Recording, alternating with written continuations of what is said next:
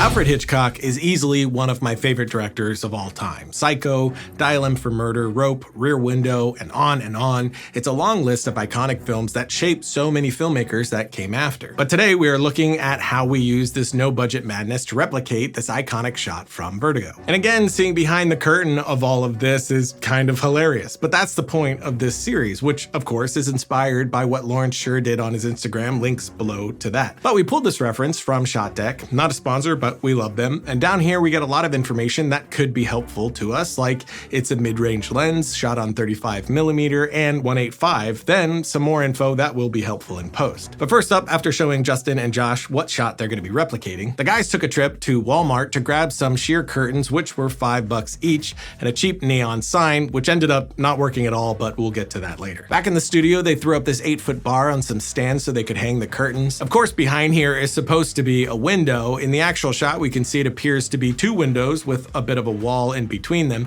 And to replicate that, we cut a piece of black sheet and clamped that to the same pipe our curtains are on. Then we bunched up the curtains around that to soften the edges. With that up, we wanted to get our background lighting in place so that we could build out the rest of the window. So the guys grabbed our Aperture Nova P600C, which is of course an RGB light, which makes it easy, but you could do this with any light RGB or not, just with a gel or a green bulb. Even if it's something like can lights, you could do the same thing, you would just need more of them. But we put it as high as we could in our studio, which isn't very high because of the ceiling, and we set that to a green as close as we could get to the original hue. And then it was time to set our camera. There's also a slight dolly in the original shot, so we mounted our camera on the Kessler shuttle dolly and rails, but again, a DIY approach here would work just fine, like a wheelchair or tripod on something that you could slide across the floor and so on. We actually did a whole episode on ideas like that you can find in the notes below. Then we placed our chair in the scene and we put ours on some apple boxes to get it to the height that we needed, and then began the tedious task of placing and moving objects to match the original shot. First was the bottom of the window. For this, we just put some chloroplast against the curtain at the height we wanted that, and it worked great. You can find stuff like this in most art stores like Michael's or often at Home Depot as well. And then they tested the neon sign, which barely showed up and looked like it was $4. So they just decided to scrap it and go without, which is a bummer since we won't hit every note in the image, but there you go. Next up was to create the idea of the blinds behind the curtains. We didn't have actual blinds to work with, so we used tape.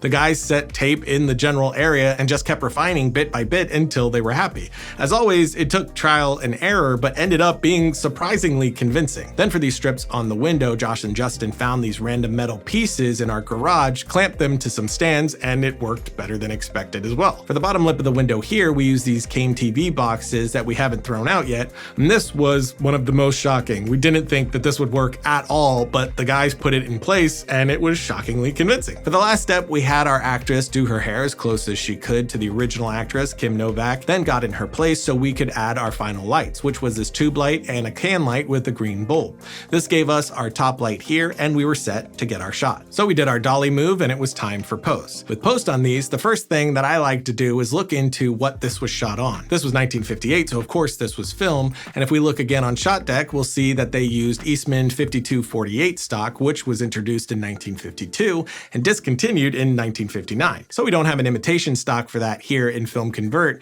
which is what I use for all of these and today's partner. Once I convert to Rec 709, I'll toss on Film Convert and you can see how much it does to get that more filmic feel right off the bat. Again, we don't have the 5248, but 5207 felt pretty close, so I went with that. Now I can come down and tweak my settings further, add more or less grain, adjust the grain size or soften the image a bit. Then we have this curve here that will allow us to get more specific on where we want the grain, more or less heavy in the midtone shadows or highlights. And of course, you have these other film stock options. You also have different grain options from 8mm to 16, 35, full frame. And down here, we can continue to refine, adjusting the chroma and luma amounts, or jump down further and get into the color with their color wheels, curves, and levels. I've said it on the show for years, this is easily my favorite grain emulator and a plugin that's on everything we make, so definitely give it a shot in the link below.